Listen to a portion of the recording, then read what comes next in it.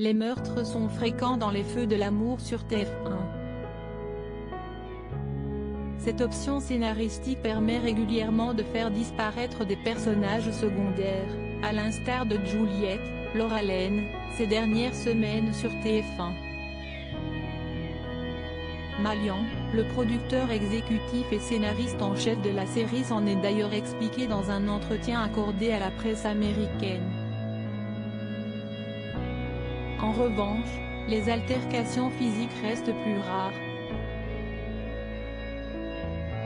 Les femmes peuvent se montrer redoutables et ce lundi 16 novembre 2020 sur TF1, Abby, Melissa Ordway, et Sharon Kaz, vont franchir la ligne jaune. Elles vont en effet en venir aux mains. Une doublure pour Melissa Ordway rappelle des faits. La nièce de Jack, Peter Bergman, a couché avec Scott, Daniel Hall, et Nick, Julia Morrow, les a surpris à s'embrasser. Il n'hésite pas une minute avant de donner l'information à Sharon. Sa fille Maria, Cameron Grimm, révèle qu'Abby est la fameuse femme avec qui Scott entretient une liaison. Déterminée, Sharon décide de régler ses comptes avec Scott, mais aussi Abby. Elle l'avertit qu'elle ne passera pas l'éponge sur cette trahison.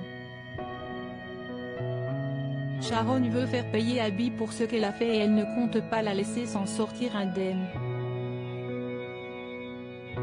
Et alors qu'Abby lui demande de la laisser tranquille, Sharon fait barrage. Le ton monte ensuite encore un peu plus entre les deux blondes sulfureuses.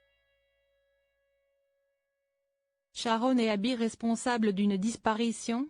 Chelsea, Melissa Claire Egan, et Lauren, Tracy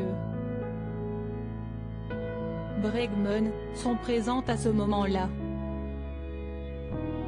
Elle découvre ainsi qu'Abby a eu une liaison avec Scott. Sharon est la première à gifler Abby, qui réplique dans la seconde. Les coups fusent et les deux femmes s'attrapent pas les cheveux. Comme toute la télé l'a expliqué auparavant, Melissa Ordway n'était pas en mesure de tourner l'intégralité de la scène. On remarque en effet sur les plans larges que la comédienne est remplacée par une doublure. Scott intervient finalement pour séparer les deux femmes enragées. Lorsque Chelsea revient à sa place, elle se rend compte que Christian a disparu. Abby va ensuite culpabiliser et s'estimer responsable de ce drame.